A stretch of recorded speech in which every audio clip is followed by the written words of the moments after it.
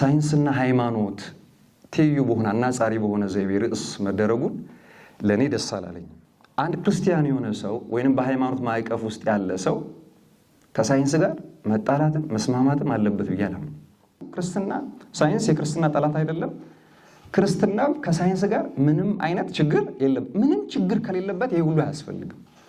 ምንም ችግር ከሌለ እኔ ግን ችግር አለባቸው ባይ ነኝ። መጽሐፉ ካታጎሪው ምን ሊሆን ይችላል የሚለው ላይ ረጅም ሰዓት ነው ሳስብበት የነበርኩት እና ዕቅበተ እምነት የሚመስል የሚለውን ያዙልኝ። መጽሐፉ ላይ ያለኝ ጥቅል አስተያየት ይሄ የራሴ ስሜት ነው እና መጽሐፉ ላይ የምሰጠው አስተያየት አንብቤው ከጨረስኩ በኋላ የተሰማኝ መጽሐፉ ጥሩ ነው። ስፔሻሊ ደግሞ በአማርኛ ተጽፎ መታተሙ ጥሩ ነው። ያለኝ ጥቅል አስተያየት ይሄ ነው። እኔ እንደ አንድ አንባቢ ይሄ መጽሐፍ ኮሌክሽን ቢሆን ኖሮ ብዬ እመኛለሁ። ኮሌክሽን ማለት ምን ማለት ነው? ለየዲሲፕሊኑ የቀረቡ አይነት ሰዎች ጽፈውበት የአርቲክል ስብስብ ቢሆን ኖሮ የተሻለ ነው።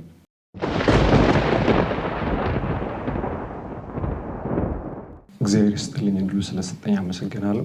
የመጽሐፉ ርዕስ ሳይንስና ሃይማኖት፣ የመጽሐፉ አዘጋጅ ዲያቆን ያረጋል አበጋዝ፣ የመጽሐፉ ገጽ ብዛት 425፣ የህትመት ዘመን 2016፣ የመጽሐፉ የሽፋን ዋጋ 620 ብር። ዋይ መጽሐፍቱ በጠቅላላው ወደ 228 የሀገር ውስጥና የውጭ ምንጮችን አጣቅሶበታል። 435 ያህል የህዳግ ማብራሪያዎችን በውስጡ ይዟል። ከ435ቱ 3 ያህሎቹ ማብራሪያዎች ናቸው። 3 ያህሉ መጠነኛ ማብራሪያዎች ናቸው። የተቀሩት የመጽሐፍ ታይትሎችና ከመጽሐፍት የተወሰዱ ኮቴሽኖች ናቸው። ህዳጎቹ ያን ያህል ሙግታዊ ሀሳቦች አላየሁበትም። ህዳጉ ላይ መጽሐፉ ካታጎሪው ምን ሊሆን ይችላል የሚለው ላይ ረጅም ሰዓት ነው ሳስብበት የነበርኩት እና ዕቅበተ እምነት የሚመስል የሚለውን ያዙልኝ። አፖሎጂቲክስ የሚመስል ነው ያልኩት እና እንደዛ ብዬ ነው ካታጎራይዝ ማድረግ። ሙሉ ለሙሉ አፖሎጂቲክስም ለማለት የማይቻል የሆነ ናሬሽን እና ክፍል ስላለው ማለት ነው እና ዕቅበተ እምነት የሚመስል ብዬ ካታጎራይዝ አድርጌዋለሁ። ያ የኔ ብይን ነው አፖሎጂቲክስ የሚመስል የሚለው። መጽሐፉ በምዕራፍ 1 የሳይንስን ምንነት እና ስለ ሳይንስ የሚነገሩ አንዳንድ ነጥቦችን የሚፈትሽ ነው ምዕራፍ 1። ምዕራፍ 2 የሳይንስ አምልኮ ወይንም ሳይንቲዝም ምንነቱ፣ ታሪካዊ አውዱ እና ፍልስፍና የመሰረቱ እንዴት ነው የሚል ነው። በዚህ ውስጥ ኦርቶዶክስ ክርስቲያኖች ስለ ሳይንቲዝም ወይንም የሳይንስ አምልኮ ምን ይላሉ፣ እንዴት ያያሉ የሚለውም ሀሳብ ተዳስሶበታል ምዕራፍ 2 ላይ። ምዕራፍ 3 ስለ ሳይንስ ውስንነት፣ አቅም፣ ሬንጅ የሚዳስስ ክፍል ነው። ምዕራፍ 4 ሳይንስና ሃይማኖት አብረው ሊሄዱ ይችላሉን የሚል ነው ምዕራፍ 4። ምዕራፍ 5 ስለ ኤቲዝም ወይንም ኢአማኒነትን እግዚአብሔር የለሽነትን ብለው ተርሚኖሎጂ የሚያስቀምጡ ሰዎች አሉና ያለቀ ትርጉም አላገኘውም። በትክክል ልከኛ የሆነ ትርጉም ለኤቲዝም ማለት ነው። ብቻ ምንነቱን፣ ታሪካዊ አመጣጡና ያስከተላቸው ችግሮች እንዲሁም ኤቲዝም እውነት ቢሆን ዓለም ላይ ምን ሊከሰት ይችላል የሚሉ ጉዳዮቹ እንዳስሶበታል በምዕራፍ 5። ምዕራፍ 6 ስለ ክሬሽን ትምህርት ወይንም ደግሞ ነገረ ፍጥረት ላይ ትኩረት ያደርግና እንዴት መጣ ሳይንስ ስነ ፍጥረት ወይንም ይሄ ኮዝሞስ ውስጥ ያለው ዩኒቨርሱ ላይ ያለው ፍጥረት እንዴት ነው የመጣው የሚለውን አሰምሽኖቹን ይፈትሻቸዋል። ምዕራፍ 7 ይሄ ማለት መጽሐፉ በሁለት ክፍል የተከፈለው። አንደኛው ክፍል በ6 ምዕራፎችን የሚያጠቃልል ነው። ሁለተኛው ክፍል ደግሞ 2 ምዕራፎች አሉት። ምዕራፍ 7 የክርስትና ሃይማኖት እውነት ስለመሆኑ ውስጣዊ ማስረጃ ይላል። ትንቢቶችን፣ ንግርቶችን እና የተፈጸሙበትን አውድ የሚተነትንበት ክፍል ነው ምዕራፍ 7። ምዕራፍ 8 የመጽሐፉ መዝጊያ የክርስትና ሃይማኖት እውነት ስለመሆኑ ውጫዊ ማስረጃ። በዚህ ውስጥ ሂስቶሪካል፣ አርኪኦሎጂካል እና ሳይንቲፊክ የሚላቸውን ኤቪደንሶች ለመዘርዘር ይሞክራል መጽሐፉ። መጨረሻ ላይ የጌታችን ትንሣኤ ብሎ የኢየሱስ ክርስቶስን ትንሣኤ በማተት ይጨርሳል። በዚህም ውስጥ መጽሐፉን ወደ ተዋስኦ ሳመጣው ከመጽሐፉ ከራሱ መሻገሪያ እንዲሆንኛ እንደ የተዋስኩት ጥቅስ አለ ማለት በእኛ መካከል ሊኖረው የሚገባው የውይይትን አውድ የሚቃኝ ቃል አለ። እዛው እንዲህ ይላል መጽሐፉ ላይ ገጽ 14 ማንኛውም ነገር ከሆነው በላይ ማግዘፍም ሆነ ከሆነው በታች ማሳነስ ከዚያ ነገር ልናገኝ የሚገባንን ጥቅም ያሳጣናል። ይሄ በጣም መሰረታዊ ነው። ስለ ሁለቱም ማለት ነው። ሃይማኖትንም ሳይንስንም በተመለከተ ከሆኑት በላይም ለማግዘፍ መሞከር ከሆኑትም በታች ለማሳነስ መሞከር ዲስኮርሱን ስፕሊት ያደርገውና ትርጉም የለሽ ያደርገዋል። ያ እንዳይሆን ጥንቃቄ ያስፈልገዋል ነው። መጽሐፉ ላይ ያለኝ ጥቅል አስተያየት ይሄ የራሴ ስሜት ነው እና መጽሐፉ ላይ የምሰጠው አስተያየት አንብቤው ከጨረስኩ በኋላ የተሰማኝ መጽሐፉ ጥሩ ነው። ስፔሻሊ ደግሞ በአማርኛ ተጽፎ መታተሙ ጥሩ ነው። ያለኝ ጥቅል አስተያየት ይሄ ነው። በአማርኛ መጽሐፉ ጥሩ ነው። ከዚህ በኋላ ያሉትን ደግሞ ይዘታ የሆኑ ጉዳዮችን ደግሞ ለመዳሰስ እሞክራለሁ ማለት ነው። በመጽሐፉ ላይ መጠየቅ ያ ማለት ምንድነው? ሂስ ላደርገው የምችለውም ነገር እና ደግሞ የምጠይቃቸውም ጥያቄዎች አሉ። ተዋሶን እንደ አቅራቢው አካል ማለት ነው። ከዛ ከቤቱ የሚነሱ ጥያቄዎች ይኖራሉ። እነሱንም ደግሞ ዴቨሎፕ እናደርጋቸዋለን። እኔ ሳይንስና ሃይማኖትን ወደ ተዋሶ ሳመጣው ከርዕሱ ነው የሚጀምረው። ሳይንስና ሃይማኖት እና በቋንቋ አገባብ ውስጥ ትይዩ አናጻሪ ዘይቤ ነው እና ሁለቱም የተለያዩ ዲሲፕሊኖች ናቸው። የሚመሰረቱበት እውቀት ወይንም ደግሞ ኤፒስቴሞሎጂካል ግራውንድ ተመሳሳይ አይደለም። ሃይማኖት መገለጥ ነው፣ ሬቬሌሽን ወይንም ቴዎፋኒ የምንለው ነው መሰረቴ ነው የሚለው። ሳይንስ ስሩ ታይም ዴቨሎፕ የሚሆን የሰው ልጅ እውቀት ነው አሁን ላለበት ህልውና ያደረሰው እና ሳይንስና ሃይማኖት ትይዩ በሆነ አናጻሪ በሆነ ዘይቤ ርዕስ መደረጉን ለእኔ ደስ አላለኝም። ይሄ መጀመሪያው ነው። ሁለተኛው እና በምትለው የቀረበችው ነገር ማለት ነው እና ሌላ ቢሆን ርዕሱ ብዬ ሂስ አደርጋለሁ። የመጀመሪያው ሁለተኛው ሃይማኖትን ከሳይንስ ሊያገናኝ የሚችል ውስጣዊ ኢንተርናል የሆነ ግራውንድ አለ ወይ? ሳይንስን ቅድም ያነሳሁት ነጥብ አለ። ሃይማኖት የሚመሰረተው በእግዚአብሔር መገለጥ ላይ ነው። በእግዚአብሔር መገለጥ ላይ በተገኘ እውቀት። ሳይንስ ስሩ ታይም ራሱን ዴቨሎፕ እያደረገ የሚመጣ የሰው ልጅ እውቀት፣ ሰብአዊ እውቀት። እነዚህም ሁለት ነገሮች ሊንክ ሊያደርግ የሚችል ቼን አለ ወይ? ይህን ጥያቄ ነው እና እንዴት ነው ወደ ዩኒየን ሊመጡ የሚችሉት ሊስማሙ የሚችሉት? መዋሃድ አይታሰብም፣ ግን መስማማት መመጋገብ የሚችሉት እነዚህ ሁለት ነገሮች አንዱ አብይ ትኩረቱ ስላልሆነ ማለት ነው። መጽሐፉ ላይ ስለ ቁሳዊ ዓለም ነው የሚያጠናው ሳይንስ ይላል። እዚሁ መጽሐፍ ላይ ሃይማኖት ስለማይታየው ስለ ሰማያዊው ስርዓት ነው የሚያጠናው። ስለዚህ ስለ መንፈሳዊ ዓለም ሳይንስ ምንም ነገር ሊነግረንም ሊያጠናም አይችልም ብሎ ብይን ሰጥቷል። በዛውም ልክ እንዲህ የሚሉ ኮቴሽኖች አሉ። በደንብ በጥንቃቄ አድምጡ። ክርስትናና ሳይንስ ለዘመናት ጠላቶች ሆነው እንደኖሩ የሚናገሩ አንዳንዶች ቢኖሩ እውነታው ግን ከዚህ ተቃራኒ ነው። ይልቁንም የዘመናዊ ሳይንስ መስራቾች ክርስቲያኖች ነበሩ የሚል በጣም ሲል የሆነ ግራውንድ ነው የሚያስቀምጠው። ለምንድን ነው ይህንን መሞገት የሚፈልገው? የመጀመሪያው እንደ መጽሐፍ አንዳንድ አካላቶች የተባሉት በሶርስ ናሬት መደረግ አለባቸው፣ መገለጽ አለባቸው መጽሐፍ ስለሆነ። ሁለተኛ በአንዲት ሲንግል ላይን ዲና አይደረግም እንደዚህ አይነት ኢሹ፣ እንደዚህ አይነት አርጊውመንት። ይህንን ስል ቅድም የተናገሩትን ነጥብ ከግምት አስገቡልኝ። ሃይማኖት የሚመሰረተው በእግዚአብሔር መገለጥ ውስጥ በተገኘ እውቀት ነው። ሳይንስ ስሩ ታይም ራሱን ዴቨሎፕ ያደረገ የሰው ልጅ እሳቤ ነው። ይህንን ያዙትና አሁን ያልኩትን አገናኙት። እዚህ ጋር እንደ መጽሐፍ ለእያንዳንዱ ነገር ማስረጃ ያስፈልገዋል። አርጊውመንቱን እንዲናይ ለማድረግ ያማት በይኖ መነሳት አይጠበቅበትም። መጽሐፍ ስለሆነ ወደ ዲስኮርስ ርዕሰ ጉዳይን ይዞ ስለመጣ በይኖ መነሳት አይጠበቅበትም። መቅድሙ ላይ አይታችሁት ከሆነ ከላይ ያለውን በደንብ አነበዋለሁ። ከሳይንስ ጋር የተገናኙ ፍልስፍናዊ ጉዳዮች ለክርስቲያኖች ያን ያህል አስፈላጊነት የሌላቸው መስለው የሚታዩቸው ወገኖች ይኖራሉ። ይሄ አንደኛው መቅድሙ ላይ የሚያነሳው። ሁለተኛው ሳይንስ የሚመለከተው ይህንን ዓለም ነው። ይህ ዓለም ደግሞ ጊዜያዊና ኃላፊ ነው። ታዲያ ክርስቲያኖች ኃላፊና ጠፊ ስለሆኑ ስለዚህ ዓለም ምን ያስጨንቃቸዋል የሚሉም ይኖሩ ይሆናል። ሁለተኛው። ሶስተኛው ሳይንስ ለመንፈሳውያን ሰዎች ምን ያደርግላቸዋል? ሳይንስንስ ከሃይማኖት ጋር ምን ያገናኛቸዋል የሚሉ ወገኖች አይታጡ ይሆናል። ከዛ ወረድ ብሎ ሁለተኛውን ፓራግራፍ ሲጀምር እውነታው ግን ከዚህ የተለየ ነው ይላል። ይህ ብይን ነው፣ አደገኛ ናሬሽን ነበረ መቅደም የነበረበት የመጀመሪያ። ከዚሁ ጋር ሌላው በጣም ወደ መጽሐፉ አጽም እየመጣው ነው። ሳይንስ የክርስትና ጠላት አይደለም። ክርስትና ከሳይንስ ጋር በደንብ አድርጋችሁ ስሙኝ። ሳይንስ የክርስትና ጠላት አይደለም።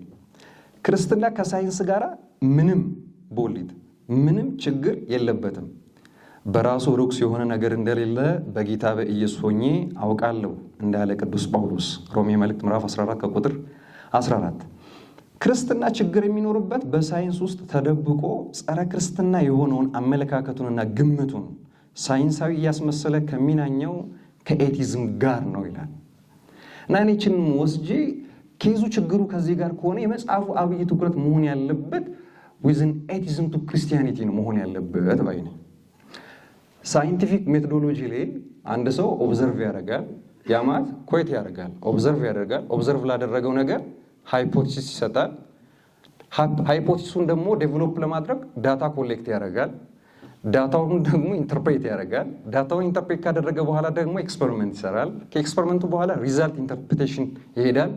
ያንን ተይዞ የሆነ ፎርሙሌሽን ወይም የሆነ ቴረም ዴቨሎፕ ያደርጋል። ያ ሳይንስ ነው። ግን እዚህኛው ፓራግራፍ ላይ በሳይንስ ውስጥ ተደብቆ ያለው ኤቲዝም ነው። ያ ማለት ጸረ ክርስትና የሆነውን እንትን የሚያራምደው ኤቲዝም ከሆነ ኤቲዝምን ከሳይንቲዝም ጋር ወይንም ደግሞ በሳይንስ ትሩፋቶች ጋር ከመመካት ጋር ሊንክ አድርጎታል የመጽሐፉ ጻፊ። በእኔ እምነት ኮዝ ኦፍ ኤቲዝም የሚባሉት የሳይንስ ትሩፋቶች ናቸው ብዬ አላምንም። በጣም መሰረታዊ ይሄ ነው። ሰፈሪንግ አለ ብዙ ጊዜ የሚነሳው እና ኤቲስቶች በሙሉ በሳይንስ ተመክተውና ተማምነው አይደለም ኤቲስት የሆኑት። የአማኒ የምንላቸው ሰዎች ሁሉም የሳይንስ ትሩፋት ልበ ሙሉ ሰጥቷቸው ወይ እግዚአብሔር የለሽ ወይ ደግሞ የአማኒ አልሆኑም። እና የተሞገተበት መንገድም ሊንክ የተደረገበትን መንገድ መጠየቅ አለበት፣ መፈተሽ አለበት እላለሁ ይሄኛውን ነጥብ። ከዚሁ ጋር ከላይ የመጣው አርጊውመንት ሳይንስ ከክርስትና ጋር ጠላት አይደለም፣ ክርስትና ከሳይንስ ጋር ምንም ችግር የለበትም የሚለው ጋር እኔ ያለኝ እምነት፣ ለዚህም ደግሞ ማስረጃ ማቅረብ እችላለሁ። ክርስትና ከሳይንስ ጋር ስምምነትም ጠብም የለውም።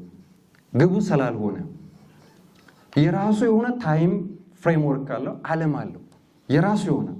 ለምሳሌ በምድር ስንኖር የታይም ፍሬሙ 24 ሰዓት ዑደት አለ፣ አንድ ሳይክል ያለ። መንፈሳዊ ዓለም እንደዛ አይቆጥርም። ስፔሻሊ ደግሞ ክርስቲያኒቲ፣ ከክርስቲያኒቲም ደግሞ ኦርቶዶክስ ክርስቲያኒቲ እንደዛ ብሎ ታይም ፍሬሙን አይበይንም። ስለዚህ ሁለቱም ነገሮች ቅድም መግቢያ ላይ መሸጋገሪያ ላይ እንዳነሳሁት በሆኑት ልክ ዲፋይን መደረግ አለባቸው። ሳይንስም በሆነበት ሃይማኖትም በሆነበት። በእነዚህ በሁለት ርዕሰ ጉዳዮች ውስጥ ደግሞ ኤቲዝም የምንለው አለ። የአማኒነት መጽሐፉ ላይ ኤቲዝም የተነሳበት ምዕራፍ 6 ላይ በደንብ አይታችሁት ከሆነ አይ ቲንክ ምዕራፍ 6 ነው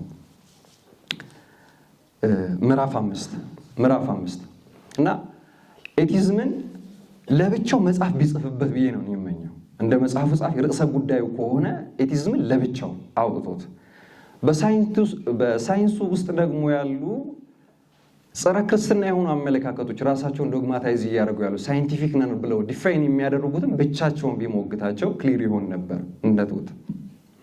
ያ ተደርጓል ብዬ አላምንም።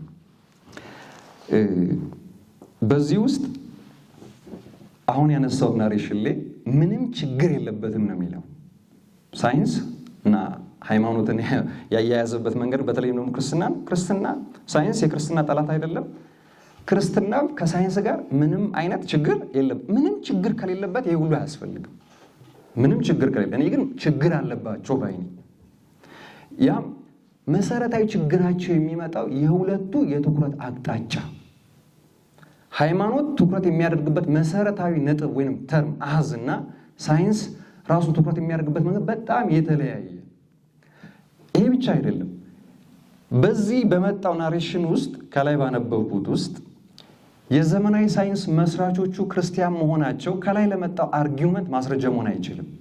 ለምሳሌ በጂኦሎጂ በጂኦሜትሪ የእስልምና ሊቃውንት ይነሳሉ። ያ ማለት የእስልምና ትክክለኛነት ያረጋግጣል ብሎ የሆነ ሰው አርጊውመንት ሊሰራ ይችላል ማለት ያ ይሆን። ስለዚህ ሃይማኖቱ አብይ ትኩረቱ ምንድነው? ሃይማኖት ስንል ሃይማኖትን በሆነበት ሳይንስን በሆነበት ከሳይንስ ልጀምር። ሳይንስ ራስ በቅ ራስ ፋኝ ራሱን በያኝ አካል አይደለም፣ ውጫዊ አካል ይፈልጋል። እሱም እዚህ መጽሐፍ ውስጥ እንዳለ የሚያስብ የሚጠይቅ የሚመራመር ውጫዊ አካል ይፈልጋል። ራሱን በራሱ የሚበይን አይደለም፣ ሰልፍ ኤቪደንትም አይደለም እውነት ለመናገር። ስለዚህ ሳይንስ የምንለው አካል ሰዎች በጊዜ ሄደ ዴቨሎፕ እያደረጉት ያመጡት እውቀት ከሆነ አስዩም የሚደረግ ነገር አለ፣ ያ ስፔኩሌት የሚደረጉ ነጥቦች አሉ። እነሱም ፕሩፍ ለማድረግ የሚደረግ ሂደት ነው። ሃይማኖት ስሮ ታይም ዴቨሎፕ የሚደረግ እውቀት የለኝም ነው፣ አልቋል፣ ሪቪልድ የሆነ ነገር ነው። ሰው ቲዮፋኒ የመጣ ነው። ስለዚህ እነዚህ ሁለት ነገሮች ሊናጸሩ ሊዛመዱ ሊጣሉም አይችሉም፣ ሊዛመዱም አይችሉም። ሁለቱም የተለያየ አይነት ዓለም ውስጥ ስለኖሩ ማለት ነው፣ ወይንም የሚኖሩ ስለሆኑ። ስለዚህ ሃይማኖት ስንል ሃይማኖትን መተርጎም ይኖርብናል። ሃይማኖት በሚታመን ፈጣሪና በሚያምን ፍጡር መካከል ያለ ግንኙነት ነው። ሃይማኖት ማለት ራሱን ዲፋይን የሚያደርገው እንደዛ ነው። ሃይማኖት በአማኝ ፍጥረትና በሚታመን በታማኙ እግዚአብሔር መካከል ያለ ግንኙነት ሃይማኖት። ስለዚህ ዳታዎች እየሰበሰበ ፕራይመሪ እና ሰከንደሪ ሶርሶችን እየሰበሰበ ራሱን ዴቨሎፕ እያደረገ እውቀታዊ ቅርጽ አይሰጥም ሃይማኖት። ሳይንስ ግን መረጃዎችን ባገኘ ቁጥር ራሱን እየሞላ ያለቀለት መልክ የለውም ማለት ነው ሳይንስ። ስለዚህ በሁለቱ መካከል ለሚኖረው ግንኙነት መስራቾቹ ክርስቲያኖች ነበሩ ማለት ብዙም እንትን የሚል አይመስለኝም፣ የሚያስኬድ አይመስለኝም። ኤቲዝምን እንየው። ኤቲዝምን ስናነሳ ቅድም እንደተናገርኩት ኤቲስት የምንላቸው ያው ተርሚኖሎጂ በጣም ቢያስቸግርም እግዚአብሔር የለሽ ለማለት ይከብዳል። ኢአማኒ የምንላቸው አይነት ሰዎች ኢአማኒ የምንላቸው ሰዎች ሁሉም በሳይንስ ትሩፋት፣ በሳይንስ ግኝት፣ በቴክኖሎጂ ተመክተው ኤቲስት አልሆኑም ብያለሁ ቅድም። ስለዚህ ምን አይነት አርጊውመንቶች ይነሳሉ በኤቲስቶች ጎራ? እነ ሳም ሃሪስን እሱም እዚህ መጽሐፍ ላይ ያነሳው ሪቻርድ ዳውኪንስን ማንሳት እንችላለን፣ ሌሎቹም እና አንደኞቹ እምነት በምንም አይነት አግባብ አመክንዮ ሊሆን አይችልም ይላሉ። አንደኛው መከራከሪያ ይሄ ኤቲዝም እምነት በምንም አይነት መንገድ ምክንያት ሊሆን አይችልም። ከእምነትም በእግዚአብሔር ማመን ምክንያት አይደለም ይላል። አብስ በእግዚአብሔር ማመን ይቀጥልና ደግሞ ከዛም ፈርዘር ትራይንግ ጋር በሆነ አምላክ ደግሞ ማመንም ደግሞ ጭራሽ ኢራሽናል ነው የሚልም ደግሞ አለ። በዚህ ኤቲዝም በምንለው ተርም ውስጥ ያለ ሰው ሃይማኖትን ምክንያታዊ ነው ሲል ያ ሰው በምን አይነት የምክንያታዊነት መሰረት ውስጥ ቆሞ ነው ሃይማኖትን ምክንያታዊ ነው የሚለው? በምን አይነት ታይፕ ኦፍ ራሽናሊቲ ውስጥ ሆኖ ነው ሃይማኖትን ኢራሽናል ነው የሚለው? ራሱ የሚለው ትልቅ ጥያቄ እና ያንን መፈተሽ ይኖርብናል። ሁለተኛው ቀደም ያነሳሁት ሰፈሪንግ፣ እያንዳንዱ ሰው በህይወቱ በሚኖረው የላይፍ ፌዝ ውስጥ የሚቀበላቸው ሰፈሪንጎች አሉ። እነዛን ሰፈሪንጎች ተቀብሎ ለነዛ ሰፈሪንጎች የሚሰጣቸው ምላሾች አማኝም ኢአማኝም ሊያደርገው ይችላል ሰው። አብዛኞቹ በዚህ ውስጥ አንድ ምሳሌ ብንጠቅስ ሴስ ሊውስን ማየት በቂ ነው። ፍሮም ኤቫንጀሊካል ፋሚሊ ነው የተነሳው አይደለ? ከዛም በኋላ እንግዲህ በህይወት ውስጥ የመጡ ሰፈሪንጎች ነበሩ፣ በጣም ፔንፉል የሆኑ ሞመንቶች ነበሩ። እነሱን የተቀበለበት መንገድ፣ እነሱን ኢንተርቴን ያደረገበት መንገድ። ከዛ በኋላ ደግሞ ምንድን ነው ኤቲስት ነው ያለው። ከዛም በኋላ ኦርቶዶክስ ሆኗል። ግን ሰፈሪንግ ተቀብሏል። ሌሎቹንም ብናነሳቸው ያ ነጥብ አላቸው። ይሄ መጽሐፍ ውስጥ አልተነሳም። ይሄኛው ናሬት መደረግ በተለይም ደግሞ የሰፈሪንግ ጉዳይ አልተነሳበትም። ሁለተኛው ቅድም ያነሳሁት ኢራሽናል የሚለው አርጊውመንት ሃይማኖት ምክንያት አይደለም የሚለው የኢአማኒው ጎራ አመክንዮ ወይንም ክርክር አርጊውመንት እንደ አንድ አፖሎጂቲክ ስራ አልተሞገተም። ይሄኛው ሌላኛው የሞራል ጉዳይ ነው። ያን ደግሞ ስናነሳ የክፉና መጥፎ ጉዳይ አለ፣ አልተነሳም። የብዙዎቹ በተለይ ደግሞ በጣም ብዙ በዲቴል ያለው ከጉድ ኤንድ ኢቪል ጋር የተያያዘ ነገር አለ፣ አሁንም ድረስ ስለሚያጨቃጭቅ ማለት ነው። ስለዚህ እነዚህ ጉዳዮች በዚህ አንጻር አልታዩም። ይህስ ማረገው መታየት አለባቸው እያልኩኝ ነው። ስለዚህ መጽሐፍ ቅዱስ ላይ ደግሞ አንድ የሚያነሳው ነጥብ አለ። አንደኛ ዮሐንስ መልእክት ከእግዚአብሔር እንደሆንን ዓለምን በመላው በክፉ እንደተያዘ እናውቃለን ይላል። የሰማችሁ ነው። ከእግዚአብሔር እንደሆንን ዓለም ሁሉ በክፋት እንደተያዘ እናውቃለን። ይሄ መጽሐፍ ቅዱስ ብይን ነው። ያ ማለት ሃይማኖቱ የሚመሰረትበት ሪቪልድ የሆነ እግዚአብሔር መገለጡ ነው። ዓለሙ በሙሉ በክፉ ከተያዘ ሳይንስ ትኩረት የሚያደርገው ደግሞ ስለዚህ ስለሚታየው ዓለም ከሆነ ሃይማኖት ደግሞ ስለ መንፈሳዊ ዓለም ከሆነ በሁለቱ መካከል ሊኖር የሚገባው ሪሌሽን በጣም በጣም በጣም ጥንቃቄ ይፈልጋል እና በዚህ ልክ ጥንቃቄ ተደርጎበታል ብዬ አላምንም። ሁለተኛው ቀድም ያልኩት ሁለተኛው ጥያቄ ላይ የኔም ጥያቄ ስለሆነ አንድ ክርስቲያን የሆነ ሰው ወይንም በሃይማኖት ማዕቀፍ ውስጥ ያለ ሰው ከሳይንስ ጋር መጣላትም መስማማትም አለበት ብዬ አላምንም። ትኩረቱ ሌላ ስለሆነ ስለዚህ በዚህ ዓለም ውስጥ ያለ አንድ ክርስቲያን ሳይንስ ወይም አማኝ የምንለው ሰው በሳይንስ ውስጥ መሳተፍ ውስጥ ነው ወይንም ደግሞ ለሳይንሱ የሆነ አበርክቶ ማድረጉ ክርስቲያን በሆነ ኮሚኒቲ ውስጥ ሳይንስ አድርጓል ዴቨሎፕ አድርጓል አዎንታዊ ነው የሚል አይነት ኢንተርፕሬቴሽን የሚያመጣ ከሆነ አደጋ አለው። መጽሐፍ ውስጥ አንዱ የታዘብኩት ያ ነው። ከሌላው ትራዲሽን በተለየ መልኩ ክርስቲያን ትራዲሽን ያላቸው ሶሳይቲዎች ለሳይንስ የተሻለ ምቹ መደል አይደለም፣ ፈርታይል ግራውንድ ናቸው። ግባቸው አይደለም። አማኝ የምንለው ወይንም ሃይማኖተኛ የምንለው ሰው ህንፃ ሲሰራ ከኪነ ህንፃ አንፃር የሆነ ነገር ለማበረከት አይደለም። የሱ ፐርስፔክቲቭ ይሻገራል፣ ቢዮንድ ነው፣ ከመታየት በላይ ነው። ሁለተኛው ቅድም ያነሳሁት የአመክንዮ ጉዳይ ሃይማኖትን ምክንያታዊ በሆነ ፍሬምወርክ ብቻ ለማስረዳት መሄድ ሃይማኖትን ራሱ ሬዲዩስ ማድረግ ነው። ሃይማኖት ቢዮንድ ራሽናሊቲ ነው እንጂ ራሽናሊቲ ጋር ብቻ ስቴብል አድርጎ የሚቆም አይደለም። ስለዚህ ያንን ማሰብ ይፈልጋል። ታይም ፍሬምወርክ ይሄ መሰረታዊ ነው። ምን ማለት ነው? ይህኛው ዓለም ውስጥ ያለው ቅድም ተናግሬ ያለው ሳይክሉ አንድ ነው። አንድ ሳይክል ነው 24 ሰዓት። በዓለሙ በዛ በክርስትና ትኩረት የሚያደርግበት ግን አንድ የማታልቅ ኢንፋናይት የሆነች ታይም አለች። ትኩረቱ ያ ነው። ወደዛ መሻገርም ወይንም ደግሞ በእኛ ትራዲሽን ውስጥ አሁን ካለው ዓለም ከሚመላለሱ ይሄ ክፉንም በጎንም እያመጣ እየሄደ ዮም ወደምትባል ወደማታልቋ ሰንበት መሻገር ይሏል። አብይ ትኩረቱ ሃይማኖት ዮም ማለት አሁን ውስጥ ብቻ ማለት ነው። እግዚአብሔር ዘንድ ያለችው ታይም ፍሬምወርክ ያ ነው ትኩረቱ። ሌላው ስለ ሞራል አርጊውመንት ቅድም አንስቻለሁ። ሃይማኖት ስለ ሞራል ወይንም ስለ ስነ ምግባር ሲያነሳ በአንጻራዊነት አይደለም። ሃይማኖት ሳይንስ የምንለው የትኛውም ሰብአዊ እውቀት ነገሮችን አናጽሮ ነው ዲፋይን የሚያደርገው ዲያሌክቲክ በሆነው ወይ ማለት ነው። ሃይማኖት እንደዛ አናጽርም። እኛ አሁን ያለንበት የፊሎሶፊ ተርም እያንዳንዱ ነገር አናጽሮ እውነት፣ ሐሰት፣ ቀኝ፣ ግራ፣ እግዚአብሔር፣ ሰይጣን እያለ አናጽሮ ጨርሷል። በእርግጥ እግዚአብሔር የሰይጣን ተቃራኒ አይደለም፣ ሊሆንም አይችልም። ይሄ ምን አመጣብን? ወደ ሌላው ጉዳይ እንድንሻገር ያደርገናል። የሳይንስ ውስንነቶችን መጽሐፉ ላይ ባተተበት ክፍል ሳይንስ ሜታፊዚካል ስለሆኑ ጉዳዮች የመናገር አቅም የለውም። እውነት ምንድን ነው? ቢዩቲ ምንድን ነው? ቨርቹ ምን? ፍትህ የለውም። እነዚህ ነገሮች ማተር አይደሉም። ሜታፊዚካል ስለ ማተር ነው። ስለዚህ ስለ እነዚህ ጉዳዮች መናገር የሚችሉት እነማን ናቸው? ይህ ብቻ አለ። ሂስቶሪውም ናሬት ያልተደረገ አንድ ሂስቶሪ አለው እዚህ ላይ። የትኛውም ዘመናዊ ሳይንስ ናሬት የሚያደርግ የትኛውም ጸሐፊ ወደኋላ ሄዶ ሂስትሪ ኦፍ ፊሎሶፊ ናሬት ማድረግ ይጠበቅበታል። ፊሎሶፊ ኤንሽንት ፊሎሶፊ ማለት የዘመናዊ ሳይንስ ማህፀኑ ነው። ስለዚህ ሂስቶሪ ኦፍ ፊሎሶፊ ናሬት አልተደረገም።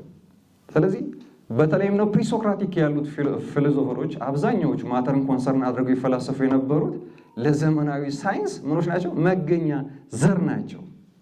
ያ መነሳት ነበረበት እና ሜታፊዚካል ስለሆኑ ጉዳዮች ሳይንስ መናገር የማይችል ከሆነ ይህንን መጽሐፉም ይላል በደንብ ትክክልም ነው ብዬ አምናለሁ።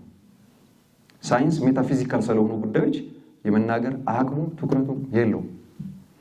ስለነዚህ ስለ ሁለት ጉዳዮች መናገር የሚችሉ እነማን ናቸው? ሃይማኖትና ፍልስፍና ናቸው። አሁን ሁለቱም ጋር ደግሞ እና የሚለውም ደግሞ አለ። ሃይማኖትና ፍልስፍና። ይህም በጣም ከባድ ነው።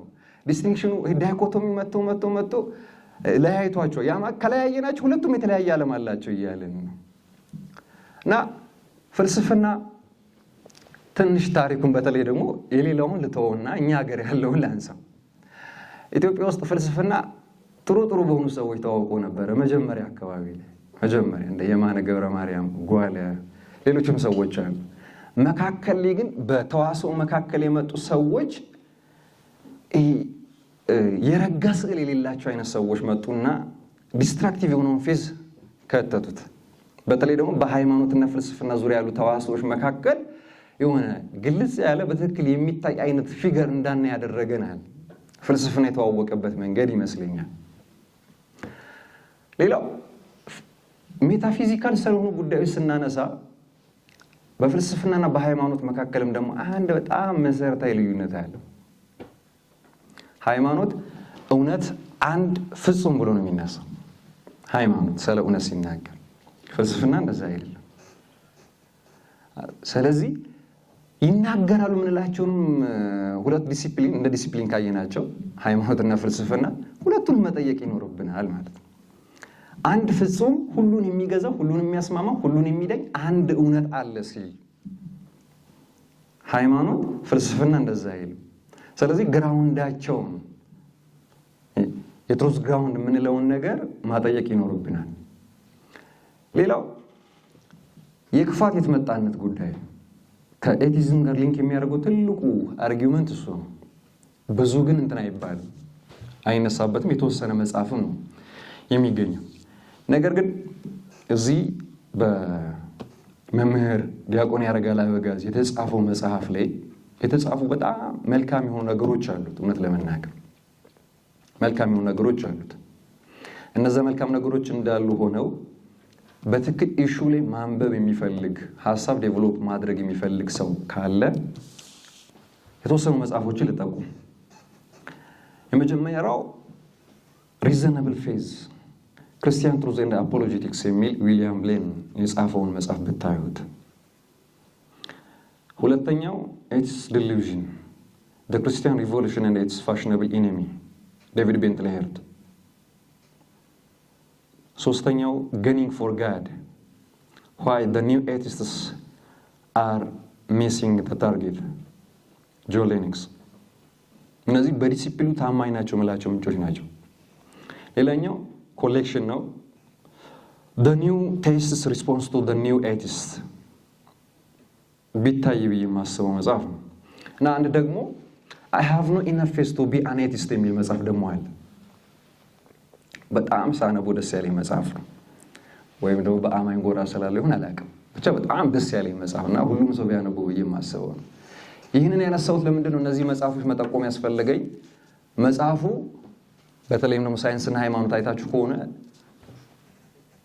8 የሀገር ውስጥ 220 የውጭ ምንጮችን የሚጠቀመው ከ8ቱ ደግሞ ከሀገር ውስጥ ምንጮች ብዙ ቦታ ላይ ኮት የተደረጉት የማነ ገብረ ማርያም የፍልስፍና ትምህርት 1954 ዓመተ ምህረት ከረንትሊ ያለው ፊሎሶፊ ራሱ ምን ይላል? በተለይም ነው ከኤቲዝም ጋር ስናነሳ አሁን ኒው ኤቲስትስ የምንላቸው ሰዎች አርጊመንታቸውን ወዴት ነው ከፍ እያደረጉ ያሉት? አሁን በደንብ መታየት ያለበት ይመስል ያማት አፕዴት የሆኑ ሶርሶችን ማየት ይኖርበታል ማለት ነው ጸሐፊው። ለዛ ነው በተለይም ደግሞ የዴቪድ ቤንትሊ ሄርት መጽሐፍ ሁሉም ቢያነበው የማስበው አይነት መጽሐፍ ነው። በዚህ ውስጥ ሃይማኖትን ለብቻ በሆነው ልክ ዲፋይን ማድረግ አንድ ትልቅ ፋክተር ነው። ሁለተኛው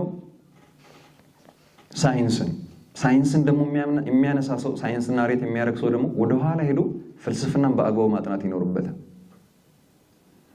ፍልስፍናን በትክክል ማየትና መቃኘት ካልቻለ በሁለቱ መካከል ለቢኖረው ተዋስኦ የሚያቀርበው ሐሳብ ትክክል አይሆን።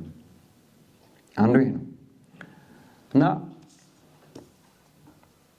ሙግቱ አፖሎጂቲክስ የሚመስል ነው ያልኩት በዛ ነው። አፖሎጂቲክ ነው ብዬ ልበ ሙሉ ሆኜ መመለስ አልችልም። እንደ አንድ አንባቢ ወይንም ስሜቱን እንደሚያጋራ እንደ አንድ ሰው። ስለዚህ አፖሎጂቲክ የሚመስል ነገር አለ። ነገር ግን ኤቲዝም ራሱ እምነት ነው። በነገራችን ላይ አንድ ከመምህር ያረጋር ጋር የምስማማበት ነጥብ ይሄ ነው። ኤቲዝም ራሱን የቻለ እምነት ነው። ላለማመኑ ክሪድ የሚመስሉ ነገሮችን ያስቀምጣል። እነዛ ክሪዶቹ ምንድን ናቸው? በእግዚአብሔር ላለማመኑ የሚያስቀምጣቸው ክሪዶች አሉ። ማመን ምክንያታዊ ሊሆን አይችልም።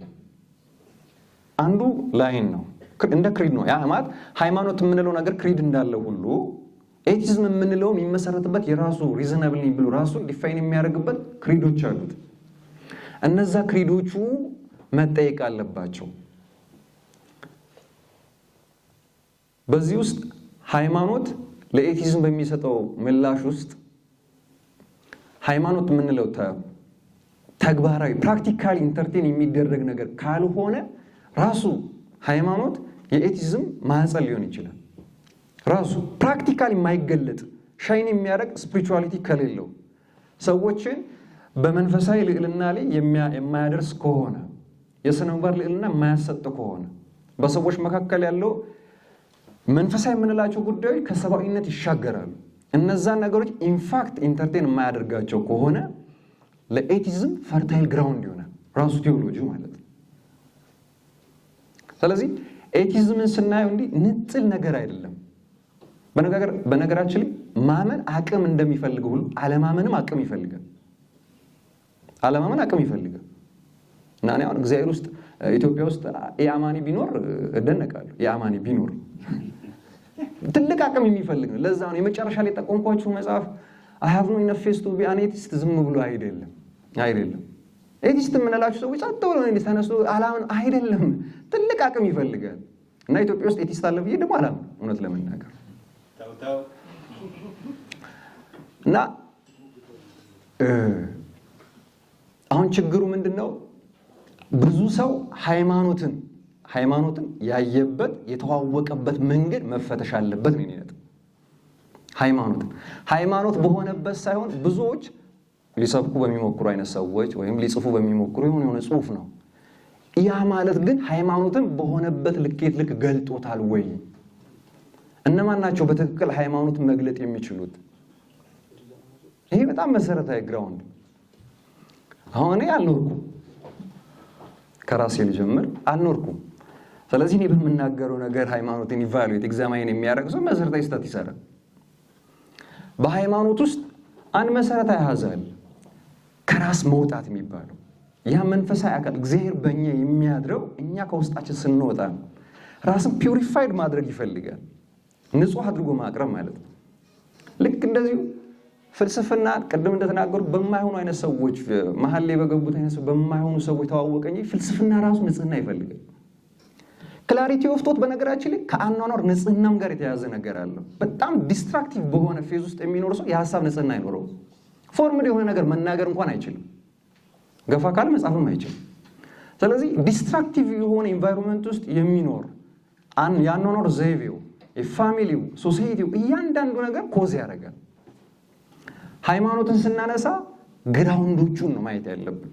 ያ ማለት የሚሰራ መሆን አለበት። ለዚህም ጥቅስ ልጥቀስ። ዕብራውያን መልእክት ላይ ቅዱስ ጳውሎስ አንድ የሚናገረዋል። የእግዚአብሔር ቃል የሚሰራ ነው፣ በሁለት በኩል እንደተሳለም ሰይፍ ነው፣ ጅማትንም ቅልጥምንም እስኪለይ ድረስ ይመረምራል ይላል። የሚሰራ ነው የሚለውን ያዙ።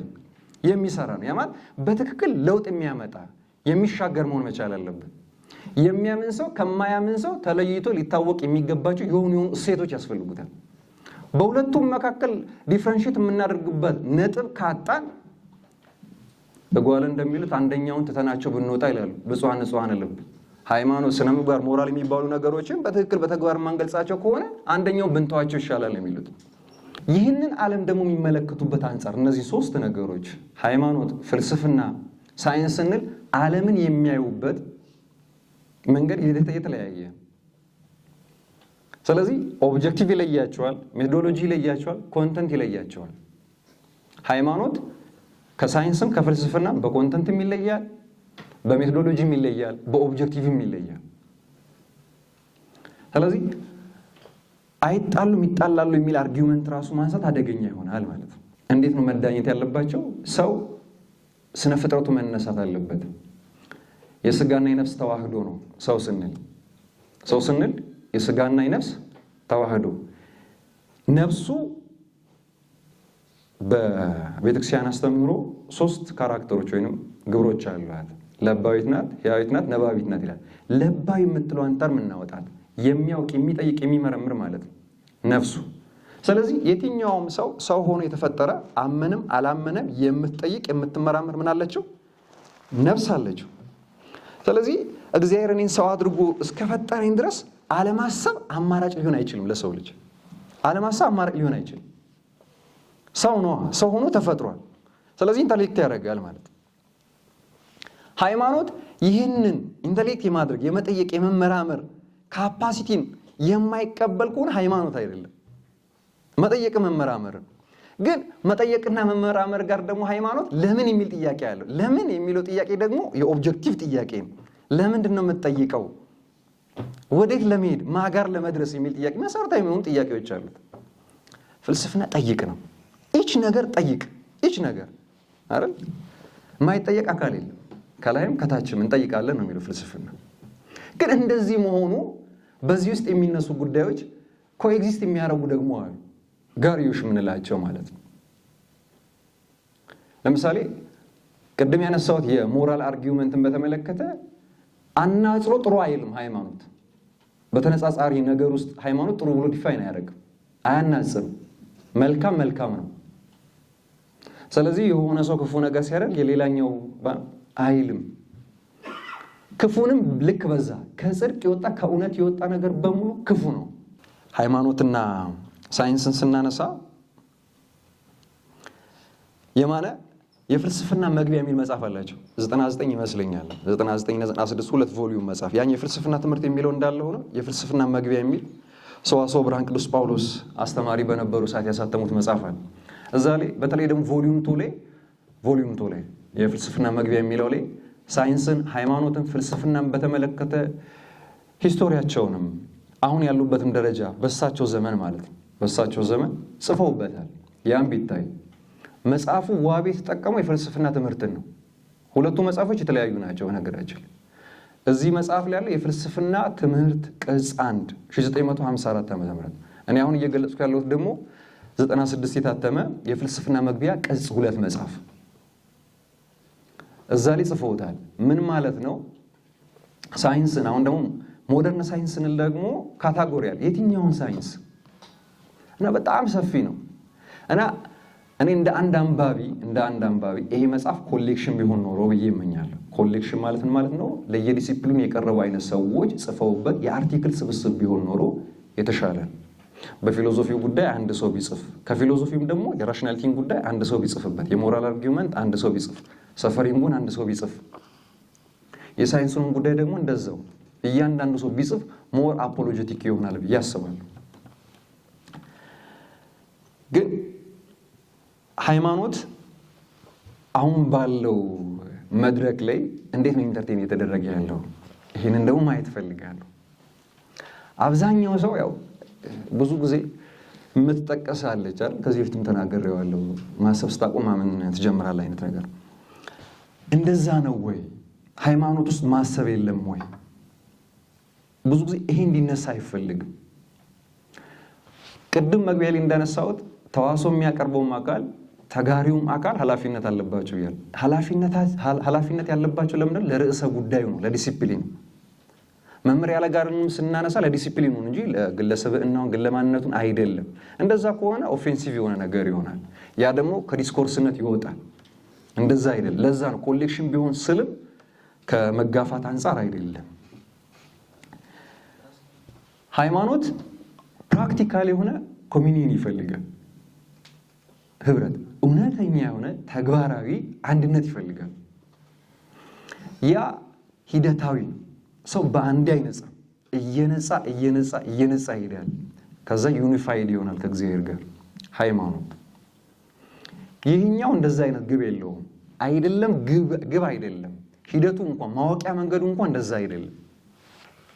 የኋላዎቹ ሰዎች ህይወት ያለው ነገር ህይወት ከሌለው ነገር መጣ ብለው እንደ እውቀት ተቀብሎት ብዙ ዘመን ሲያላዝንበት ነበር። ያ ህዝብ በዛ የነበረበት ዘመን መጣ ሊዩስ ፓስተር ጋር ሲደርስ ተባለ። እነዛ ሰዎች አያስቡም እንዴ እንላለን። አሁን እንዴት ፍሮግ ከጭቃ መጣ ምናምን ሲል እንዴት ዝንብ ስጋ ተልጦ ዝንብ ፈጠረ ሲል ማሰሮ ውስጥ የነበረ ስንዴ አይጥ ፈጠረ ሲል አያስብም እንዴ? እንዴት ያኔ ነበር። አሁን እዚህ ሆነን ነው። ግን እንደ እውቀት ነበር ዲስፕሩቭ እስኪደረግ ድረስ ማለት። ሃይማኖት እንደዛ ዲስፕሩቭ የሚደረግ አይነት ክሪድ የለውም።